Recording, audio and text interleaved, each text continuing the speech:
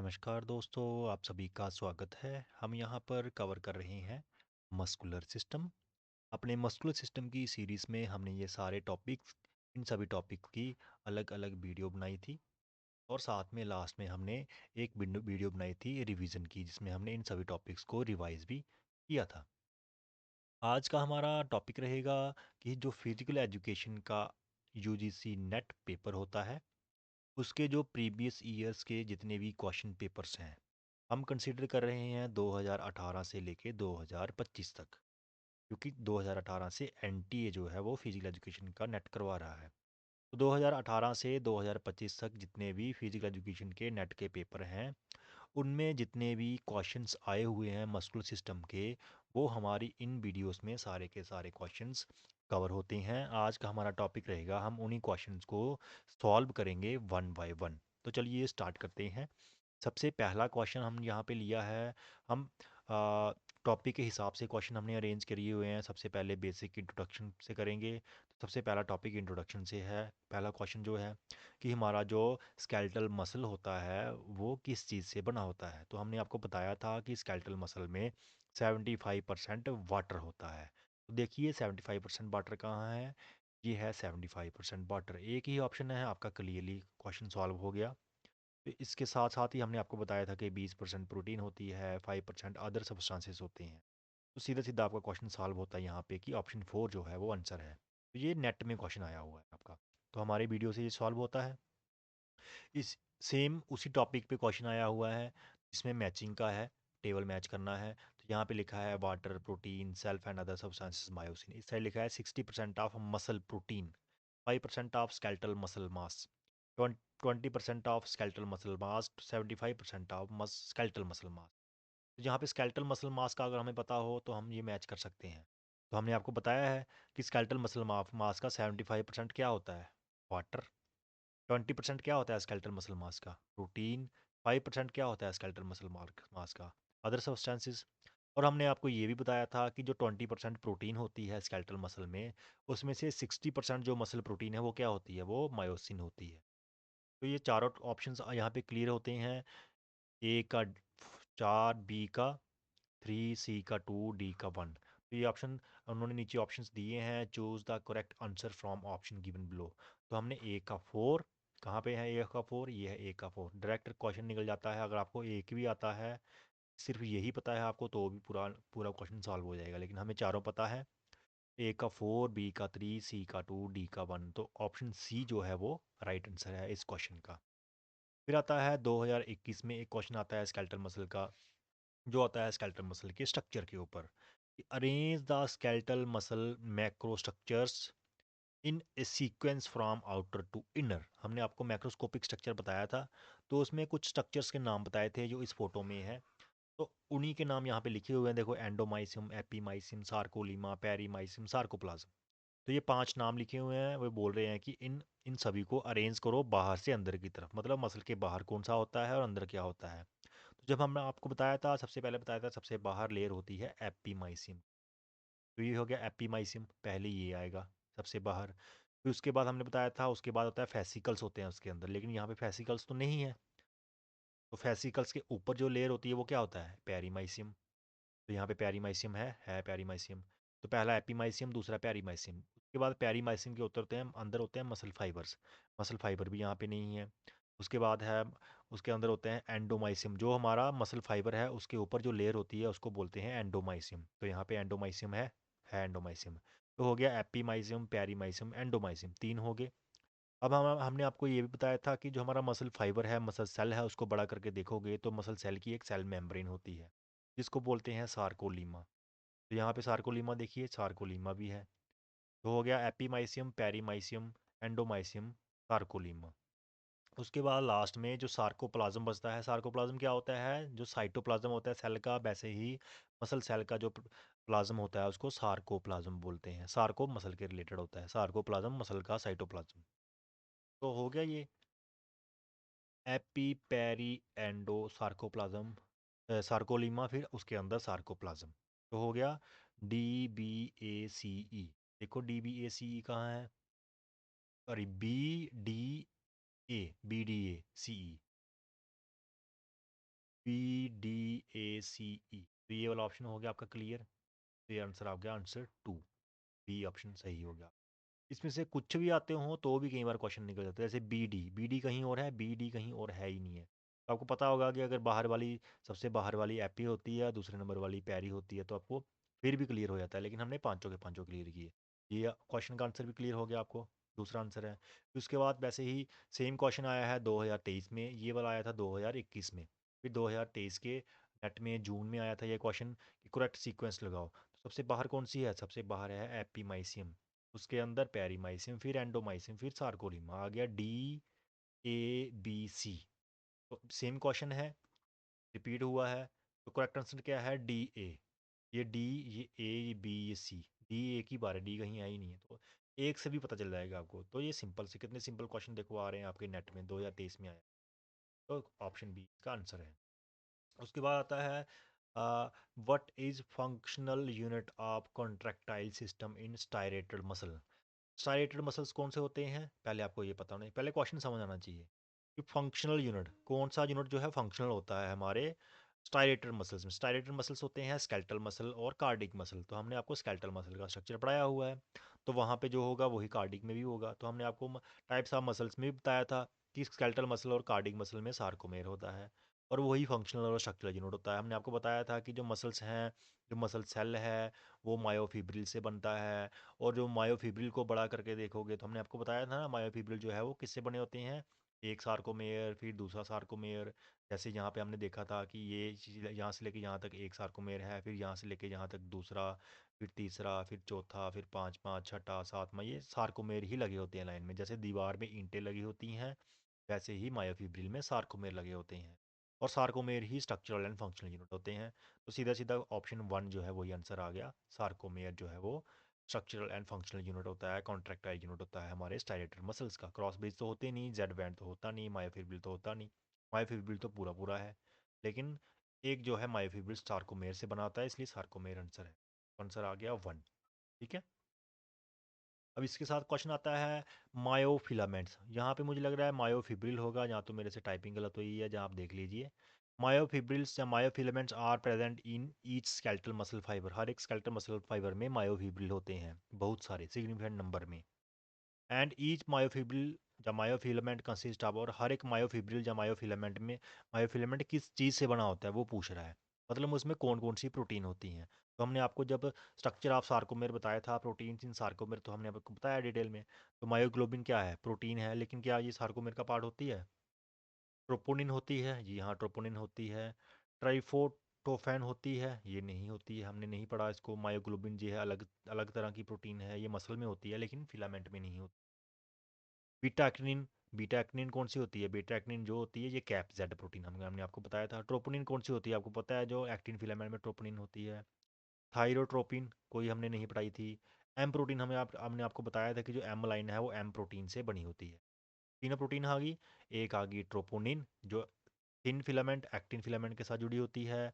एक beta actinin जो actin filament को कैप करती है, जो येलो कलर की आपको बताई थी। और एक एम प्रोटीन जो एम लाइन बनाती है, हमने डिटेल में पढ़ाया हुआ है, वहाँ जाके वीडियो देख लीजिए। तो ऑप्शन है BDF। अब BDF देखो, BDF ऑप्शन है यहाँ पे।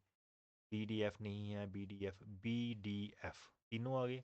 ये BCF भी है कंफ्यूज करने के लिए, लेकिन सी वाला तो हमारा है नहीं, इसलिए BDF। तो थर्ड वाला राइट आंसर है। तो ये क्वेश्चन भी सॉल्व हो गया हमारा। ये भी नेट में आया है दिसंबर 2018 में। ऑप्शन 3 है BDF राइट आंसर। फिर नेक्स्ट क्वेश्चन आता है, of the following which are characteristics of thin. जो नीचे दिए गए हैं इनमें से कौन सा थिन जो फिलामेंट है, एक्टिन फिलामेंट, उसमें क्या क्या होता है? एक्टिन फिलामेंट में मायोसिन होता है? नहीं होता है, हमने आपको बताया था। एक्टिन फिलामेंट में एक्टिन होता है? जी हाँ, हमने आपको बताया था। ये ग्लोबुलर स्ट्रक्चर जो है, ये एक्टिन के स्ट्रैंड्स हैं। एफ एक्टिन, फिलामेंटस एक्टिन जो है, हमने आपको बताया था ना। तो थिन फिलामेंट में आपका एक्टिन होता है, तो बी सही है। उसके साथ और क्या है? Contains troponin. अब ट्रोपोनिन कम्प्लेक्स भी आपको बताया था हमने कि ट्रोपोनिन जो है वो ट्रोपोमायोसिन के साथ जुड़ा होता है।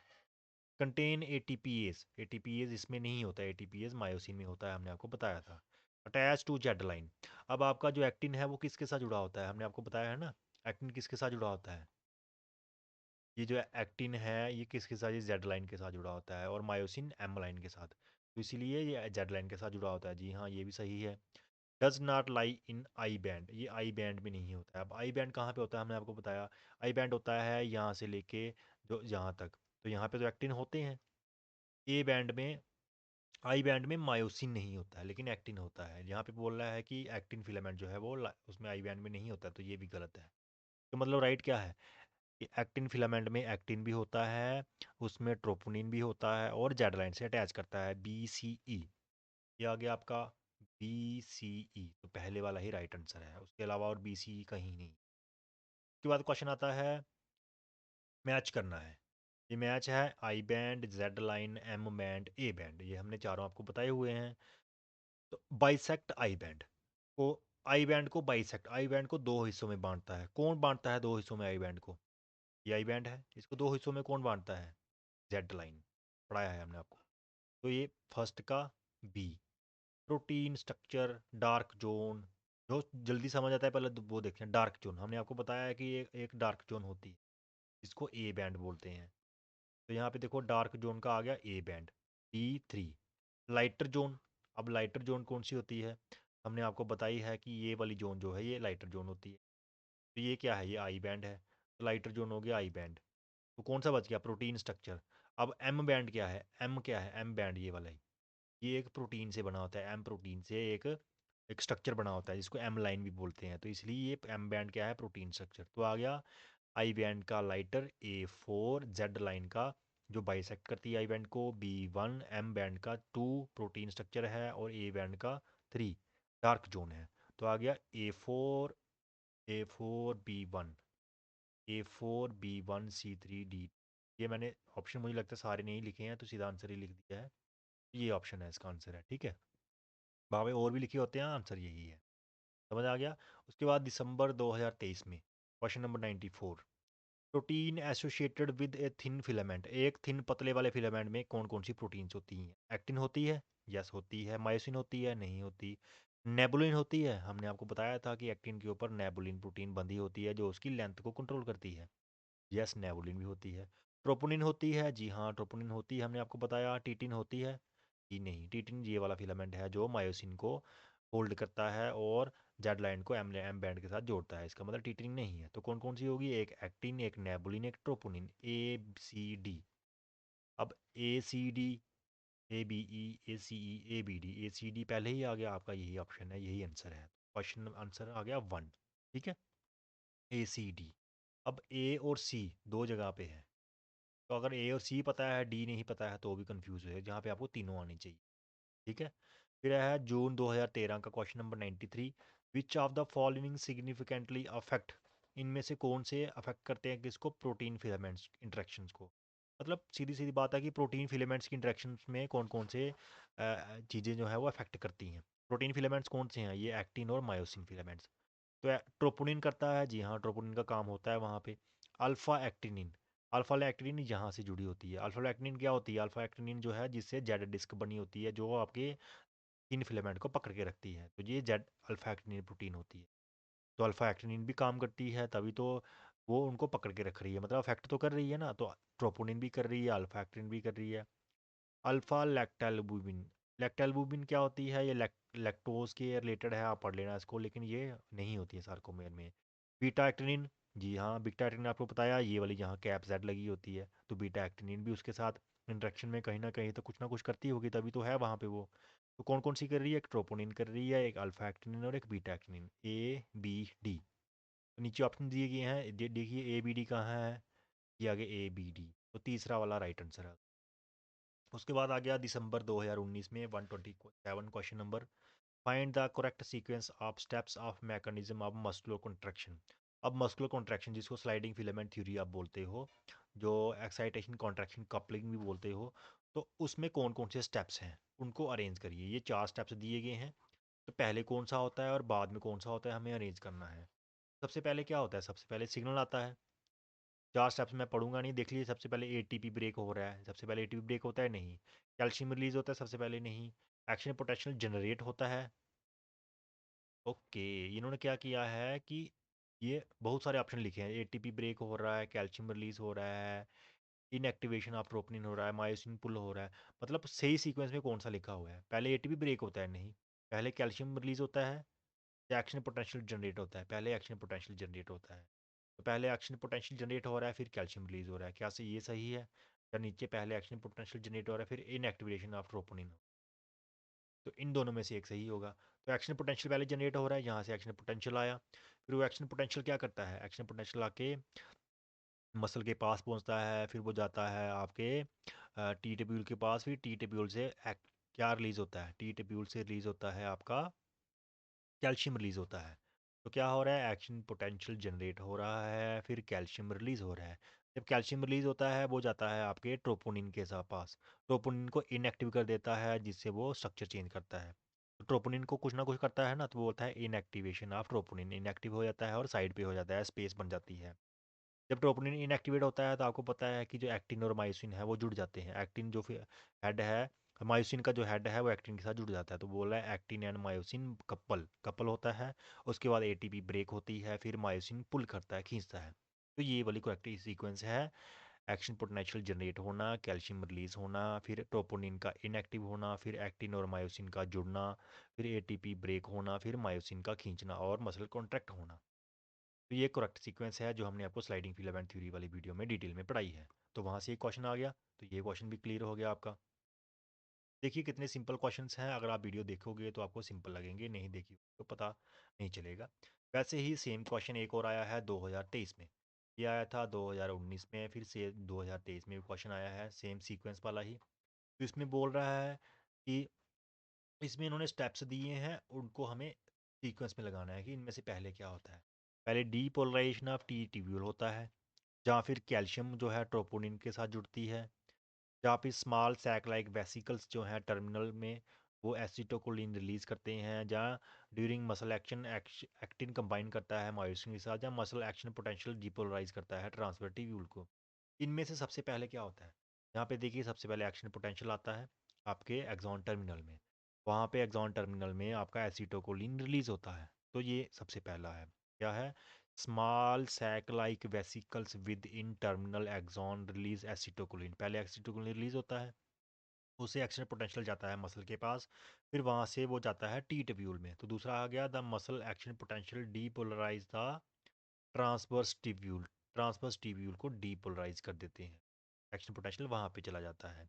जब एक्शन पोटेंशियल वहाँ पे जाता है, फिर क्या होता है? फिर जो है depolarization of T tubule system causes calcium release. तो जब डीपोलराइजेशन होता है, तो आपका जो सार्कोप्लाज्मिक रेटिकुल है वहाँ से कैल्शियम बाहर निकलता है, तो वो आ गया depolarization of T tubule system cause calcium release from lateral sac of sarcoplasmic reticulum.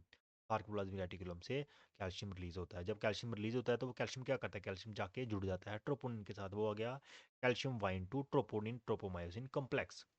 ठीक है, अब उसके साथ जुड़ गया।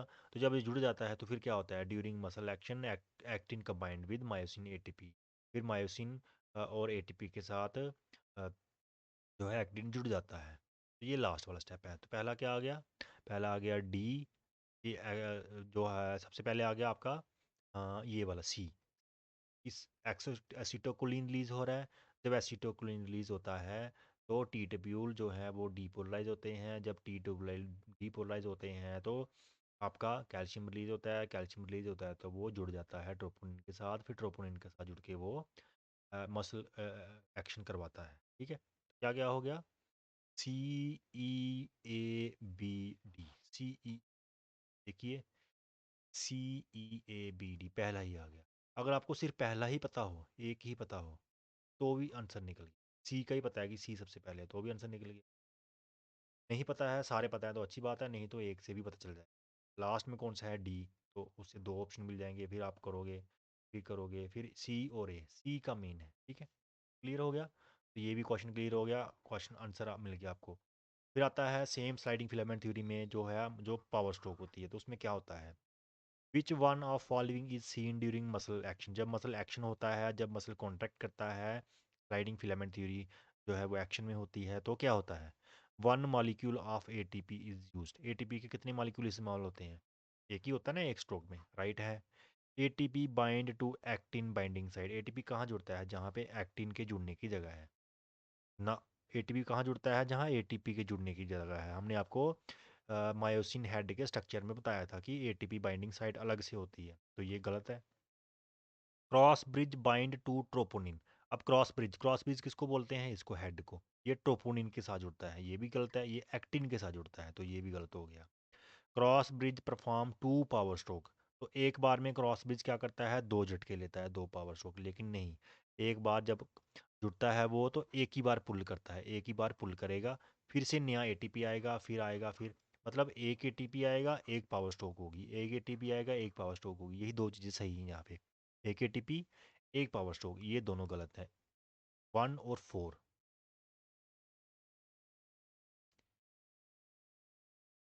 सॉरी, हाँ, तो पावर स्ट्रोक एक होगी ना, तो ये भी गलत हो गया ना। टू पावर स्ट्रोक थोड़ी ना होती है, तो ये तीनों गलत हो गए। आंसर आ गया 1 मॉलिक्यूल ऑफ एटीपी और 1 पावर स्ट्रोक। पावर स्ट्रोक तो दो बोल रहा है, तो तीनों गलत हो गए। ये वाला राइट आंसर है 1। सिर्फ एक एटीपी यूज। ठीक है, इनमें से एक ही सही होता है ना। उसके बाद है आपका दिसंबर 2023 का क्वेश्चन है। Arrange the following in correct sequence. इनमें से जो नीचे दी गई है करेक्ट सीक्वेंस में लगाइए। ईच क्रॉस, इनकी सीक्वेंस लगानी है कि पहले क्या हो रहा है, बाद में क्या हो रहा है। तो मैंने इस क्वेश्चन को रीड किया था कि पर्टिकुलर सीक्वेंस तो नहीं बन रही थी, बट ये समझा देता हूँ कि लिखा क्या है इन्होंने। ईच क्रॉस ब्रिज साइकिल जो है is associated with hydrolysation of 1 ATP. ये हमने देख लिया कि क्रॉस ब्रिज साइकिल में एक एटीपी होता है, ये भी सही है। The instantaneous force of cross bridge cycle depend upon x distance. Cross bridge cycle जो पावर स्ट्रोक कर रहा है उसकी कितनी फोर्स आ रही है, वो किस पे डिपेंड करती है? वो डिपेंड करती है एक्स डिस्टेंस पे। अब ये एक्स डिस्टेंस हमने वीडियो में नहीं समझाया था, यहाँ पे बता देता हूँ मैं आपको। एक्स डिस्टेंस होता है कि जो ये मायोसिन हेड होता है, यहाँ पे देखिए, ये जो मायोसिन हेड होता है, मायोसिन हेड और नियरेस्ट जो एक्टिन जहाँ पे उसने जुड़ना है, उसके बीच में कितना डिस्टेंस है। अगर वो डिस्टेंस प्रॉपर है, मान लो वो यहाँ पे है, जैसे जैसे इस फोटो में देखिए कि वो जहाँ पे जुड़ा है, यहाँ पे जुड़ेगा तो यहाँ से लेके जहाँ तक खींच के लाएगा, जैसे इधर दिखाया गया है कि जहाँ तक खींच के ला रहा है, तो पावर स्ट्रोक कर सकता है। अगर पहले ही ये यहाँ पे जुड़ गया है तो थोड़ी सी पावर स्ट्रोक होगी। अगर बहुत ऐसे दूर जुड़ा है तो वो खींच नहीं पाएगा। मतलब प्रॉपर डिस्टेंस होना चाहिए। तो द फोर्स कितनी हो रही है वो इस डिस्टेंस पे डिपेंड करती है। क्रॉस ब्रिज जो अटैच होता है या डीटैच होता है, किसके अकॉर्डिंग? एक्स डिस्टेंस के अकॉर्डिंग ही होता है अटैच और डीटैच। अटैच और एक्टिन और मायोसिन फिलामेंट जो है वो इसेंशली रिजिड होने चाहिए, क्योंकि जब एटीपी मिलता है तो आपका जो जो ये जो बेंड हुआ जो मायोसिन हेड है वो सीधा हो जाता है, रिजिड हो जाता है तो सारे सही हैं। अब करेक्ट सीक्वेंस का मेरे को यहाँ पे मिल नहीं रहा था, फिर मैंने आंसर की ही देखी है ज़्यादा। हम ढूंढ नहीं सकते कि पहला क्या है बाद में क्या है, लेकिन हम देख सकते हैं कि जैसे पहले तो एटीपी और मायोसिन जो है वो करेक्ट सीक्वेंस में होना चाहिए। ठीक है, उसके बाद वो अटैच होता है, तो अटैच होना किस पे डिपेंड करता है? एक्स डिस्टेंस पे। जब अटैच हो गया फिर वो क्या करेगा? फोर्स लगाएगा, तो फिर फोर्स वाला आ गया। जब फोर्स लगाएगा तो कितनी एटीपी यूज़ कर रहा है? 1 एटीपी, तो वो एटीपी वाला आ गया। तो सीक्वेंस उन्होंने बताई है DCBA, ऐसे सीक्वेंस बताई हुई है आंसर में। तो आप ऐसे इसको समझ लीजिएगा कि सबसे पहले ये तो दोनों रिजिड होने चाहिए, फिर ये अटैच होता है, फिर ये फोर्स लगाता है, फिर 1 एटीपी यूज़ करता है। ठीक है, ये ऑप्शन उन्होंने आंसर दिया था जो है DCBA, फर्स्ट वाला आंसर उन्होंने दिया था आंसर की में। ठीक है, हमने आपको सिस्टम समझा दिया है। कभी कभी ऐसे क्वेश्चन आ जाते हैं जो समझ नहीं आते हैं, बट आपको देखना पड़ेगा कि ये नेट का पेपर है, तो कभी कभी क्वेश्चंस अनएक्सपेक्टेड आते हैं। बट हमारे इस वीडियो में हमने ये कवर किया है। जो टॉपिक नहीं कवर किया एक्स डिस्टेंस वाला, वो हमने आपको यहाँ पे समझा दिया। उसके बाद है सितंबर 2020 में कवर क्वेश्चन आता है जो हमने आपको मसल फाइबर्स की टाइप्स बताई थी, उसमें आपको इस टेबल में हमने पूरा डिटेल में समझाया था, इसको पूरे टेबल को समझाया था। क्वेश्चन क्या है कि फास्ट ट्विच फाइबर जो हैं वो स्प्रिंट के लिए सूटेबल होते हैं, कि जो स्प्रिंटर है उनको फास्ट ट्विच फाइबर चाहिए। ठीक है भाई, तो उनके करेक्टरिस्टिक्स क्या होते हैं? क्या एक्टिविटी आर करेक्टराइज्ड बाय, उनके क्या करेक्टरिस्टिक्स होते हैं जो जिसमें फास्ट ट्विच फाइबर्स होते हैं? तो हमने आपको बताया था कि फास्ट ट्विच फाइबर ने सबसे पहला ही क्या बताया था कि कैपिलरी डेंसिटी फास्ट ट्विच में कम होती है। तो ये देखिए, लो कैपिलरी डेंसिटी। जब कैपिलरी डेंसिटी लो होती है तो हमने समझाया था कि जिसकी कैपिलरी डेंसिटी लो होती है उसमें ग्लूकोज कम होता है। जब ग्लूकोज कम होता है तो ग्लाइकोलिटिक कैपेसिटी उसकी हाई होती है, ये भी बताया था। Low capillary density, high glycolytic capacity, दोनों सही हैं। Small force contraction, force of contraction कम है तो कम ताकत बनाते हैं। फास्ट ट्विच फाइबर ज़्यादा ताकत बनाते हैं, तो ये गलत है। लो फैटिगेबिलिटी, थकान कम होती है, नहीं। फास्ट स्पीच फाइबर में बहुत ज़्यादा थकान होती है क्योंकि उसमें उनको ग्लाइकोलिटिक तरीके से बिना ऑक्सीजन के काम करना होता है, तो उनको थकान जल्दी हो जाती है, तो ये भी गलत है। लो एरोबिक कैपेसिटी, एरोबिक कैपेसिटी बहुत कम होती है, हाँ बहुत कम होती है क्योंकि उनको ऑक्सीजन मिलती ही नहीं है, उनको ब्लड ही नहीं मिलता है, कैपिलरीज ही नहीं है, तो एरोबिक कैपेसिटी बहुत कम होती है, इसलिए जल्दी थकान हो जाती है, तो ये वाला गलत हो गया। थकान कम होती है ऐसा नहीं है, बहुत जल्दी थकान होती है।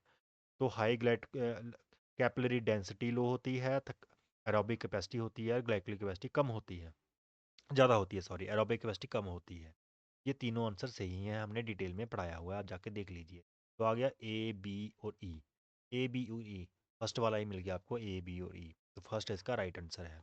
सेम उसी टॉपिक में से एक और क्वेश्चन आया है 2023 में, जून में। Which among the following do fast is fibre content, fast fibre में क्या होता है? A relatively small number of mitochondria and high ATPase activity. इन चारों में से ये 1 2 3 4 होगा यहाँ पे, टाइपिंग एरर मिस्टेक है, चारों में से एक सही है। सबसे बेस्ट कौन सा है देखिए, स्मॉल नंबर ऑफ माइटोकॉन्ड्रिया होते हैं और एटीपीएज एक्टिविटी ज़्यादा होती है, एटीपीएज एक्टिविटी ज़्यादा होती है मतलब फास्ट कॉन्टैक्ट करते हैं, ये तो होता है फास्ट तो कॉन्टैक्ट करते हैं, बट स्मॉल माइटोकॉन्ड्रिया ऐसा नहीं है, थोड़े हो भी सकते हैं। अ relatively small number of mitochondria and low ATPase, ATPase तो ज़्यादा होती है, लो नहीं होती है। हाई मायोसिन एटीपीएस एक्टिविटी, अब एटीपीएस एक्टिविटी यहाँ पे पर्टिकुलर लिख रहा है कि मायोसिन की जो एटीपीएस है उसकी एक्टिविटी हाई होती है, इसलिए ये फास्ट होते हैं। ये वाला बिल्कुल एक्यूरेट दिख रहा है, इसमें कोई प्रॉब्लम नहीं आ रही है। Low rate of cross bridge turnover, cross bridge turnover मतलब क्रॉस ब्रिज का साइकिल जो है बनते हैं वो कम बनते हैं, ऐसा नहीं है बहुत ज़्यादा बनते हैं, इसलिए तो वो तेज़ तेज़ काम करते हैं, तो ये भी गलत है। तो ये वाला सही है कि हाई मायोसिन एटीपीएस एक्टिविटी होती है, हमने आपको बताया था, यहाँ पे देखिए, ये कहाँ पे लिखा है guys? ये myosin ATPase activity slow fast fast fast होती है, बहुत ज़्यादा होती है, ये हमने आपको बताया था, तो इसका आंसर है ये वाला तीसरा। थर्ड नंबर पे इसका आंसर मैंने लिखा है, यहाँ पे एरर मिस, टाइपिंग एरर हुआ है, 1 2 3 4 आएगा। उसके बाद क्वेश्चन है which of the following statement about characteristics of muscle fiber are correct. जो मसल फाइबर्स हैं तीन तरह के, type 1 type 2 A type 2 X, इनके जो करेक्टरिस्टिक्स हैं, ये करेक्टरिस्टिक पर पढ़ाए थे हमने आपको, इनमें से कौन सी चीज़ सही है, इनका आप बताओ कि कौन सी सही है। ए जो नीचे दी गया ए बी चारों सही हैं, तीन सही हैं, ये वाले पांच में से ये वाले चार सही हैं, ये वाले चार सही हैं, या दो सही हैं।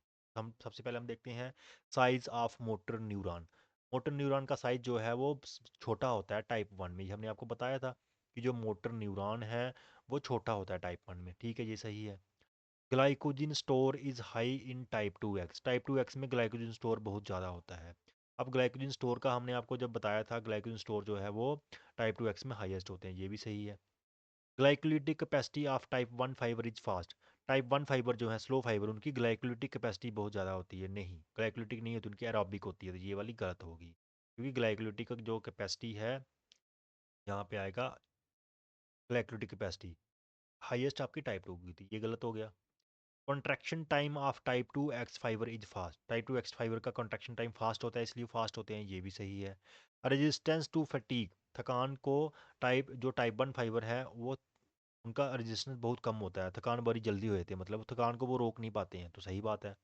तो आपका आ गया ए भी सही, बी भी सही, सी गलत है, डी भी सही, ई भी सही, तो आ गया A B D E. A B D E कहाँ है? A B D E, number 3 right answer है, तो ये आ गया का नंबर 3 राइट आंसर। देखिए किस तरह से हमारे क्वेश्चंस निकल रहे हैं हमारी वीडियो से, पूरे नेट के क्वेश्चंस हैं ये, आप चेक कर सकते हैं। मार्च 2023 में क्वेश्चन आया है, क्वेश्चन नंबर 7, क्वेश्चन नंबर भी लिखा हुआ मैंने उस पेपर का। The primary source of oxygen in muscle tissue, muscle tissue में ऑक्सीजन कहाँ से मिलती है, हमने आपको बताया था, एक हेमोग्लोबिन होता है, एक मायोग्लोबिन होता है, हेमोग्लोबिन ब्लड में होता है, मायोग्लोबिन मसल में होता है, दोनों का काम है ऑक्सीजन को कैरी करना। एडिनोसाइन ऑक्सीजन को कैरी करता है, नहीं। मायोग्लोबिन करता है, जी हाँ। हेमोग्लोबिन करता है, जी हाँ। फेशिया, फेशिया होता है जो मसल मेम्ब्रेन, मसल मेम्ब्रेन तो नहीं करती है, तो ये दोनों करते हैं।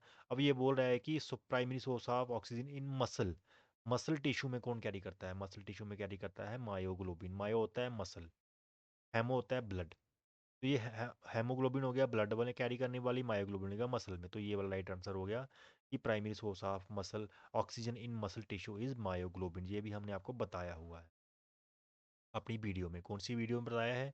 ये हमने आपको इसी वीडियो में बताया है, ये वाली देखो, यहाँ पे जो है ये मायोग्लोबिन स्टोर्स, इसमें हमने समझाया था कि सबसे ज़्यादा मायोग्लोबिन स्टोर्स टाइप 1 में होते हैं। क्यों होते हैं, क्या कारण है, वो हमने समझाया था। ये चीज़ हमने आपको वहाँ पे बताई थी। ये क्वेश्चन भी वहाँ इस टॉपिक से सॉल्व होता है। ठीक है, फिर क्वेश्चन आता है which are the following statements are related to Henneman's size principle. अब यहाँ तक जो टॉपिक्स थे वो हमने वीडियोस कवर करी हैं। हमने एक टॉपिक हमने मस्कुलर सिस्टम का कवर नहीं किया है, वो है effect of exercises on muscular system.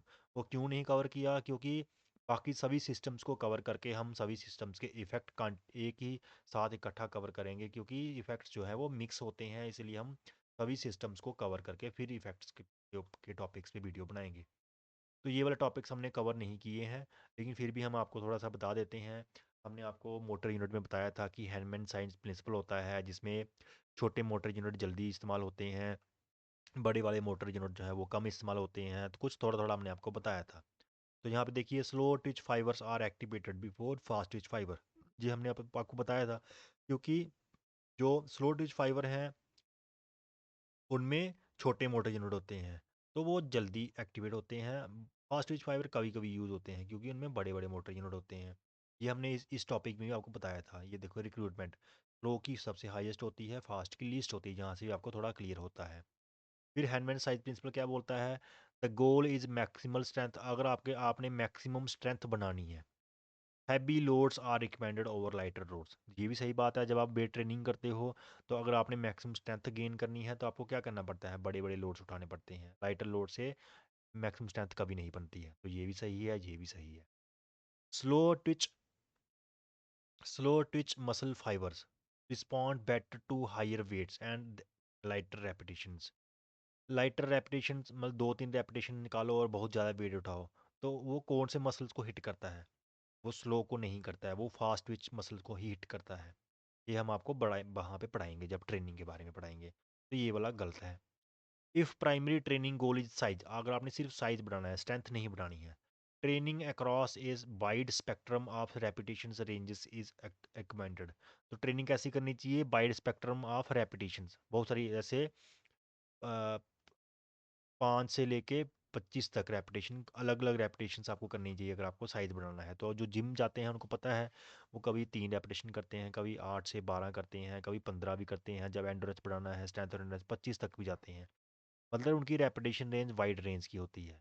Maximum strength बनानी है तो 2-3 से ज़्यादा नहीं जाते हैं, लेकिन अगर आपने साइज बढ़ाना है तो आपको वाइड रेंज की रेपिटेशन लगानी पड़ती है। जो जिम करते हैं उनको पता है। तो ये भी हैंडमैन प्रिंसिपल जो है वो इसको भी एक्सप्लेन करता है, तो ये भी सही बात है। उसके बाद fast twitch fibres are activated before slow twitch fiber. Fast twitch fiber पहले एक्टिवेट होते हैं, स्लो ट्विच फाइबर बाद में होते हैं। ये गलत है, क्योंकि स्लो ट्विच फाइबर जो है वो पहले एक्टिवेट होते हैं, हमने आपको समझा दिया। तो ई भी गलत है, और आपका ई वाला गलत है। ठीक है, ये वाला आपका slow twitch muscle fibre respond better, ये वाला सी वाला भी गलत है। सही कौन सी है, ए बी और डी। ए बी और डी सही हैं। ये हैंडमैन प्रिंसिपल में आपको एक्सप्लेन किए जाते हैं, हम डिटेल में फिर से भी एक्सप्लेन करेंगे जब आपको ट्रेनिंग के बारे में बताएंगे। तो ए बी और ई, ए बी ई पहले वाला ही राइट आंसर है।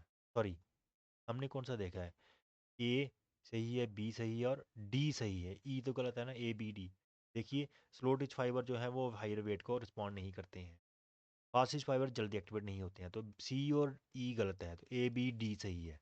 तो A B D, A B और डी सही है। तो आंसर 4 आ गया। ठीक है, ये हमने वीडियो में नहीं है, हमने आपको यहाँ पे समझा दिया है, लेकिन एक्स्ट्रा अलग से वीडियो बनाएंगे। हाइपरट्रॉफी जब मसल की होती है तो क्या होता है, जब हाइपरट्रॉफी होती है मसल की तो मसल बड़ा होता है। जब मसल बड़ा होता है तो मायोफिब्रिल भी बड़े होंगे। मायोफिब्रिल के अंदर एक्टिन और मायोसिन है, ये भी बड़े होंगे। सार्कोप्लाज्मा उसके अंदर होता है तो वो भी बढ़ेगा, मसल के अंदर ही होता है ना वो। टेंडन्स मसल के बाहर होते हैं, तो इन ये बड़े नहीं होते हैं। लिपिड्स जो है फैट्स होते हैं, ये भी इनका कोई लिंक नहीं है। तो ये दोनों गलत हैं, तो ए बी और सी सही है। अब ए बी और सी कौन सा है, दूसरे नंबर वाला, तो दूसरे नंबर वाला राइट आंसर आ गया। ये भी हम जब आपको इफेक्ट ऑफ एक्सरसाइज करवाएंगे तो वहाँ पे डिटेल में पढ़ाएंगे, इस पर वीडियो नहीं बनाई है, मैं यहाँ पे समझा रहा हूँ बस आपको। ठीक है, उसके साथ एक क्वेश्चन और आया है, all types of strength training does not produce equal amount of muscle hypertrophy. सभी तरह की जो स्ट्रेंथ ट्रेनिंग है वो एक जैसी मसल हाइपरट्रॉफी नहीं बनाती हैं। तो सही बात है, नहीं बनाती हैं। क्यों नहीं बनाती हैं, क्योंकि रीज़न क्या है, the stimulus of for increase in muscle size is given by an imbalance in break down and synthesis of ATP and other muscle protein.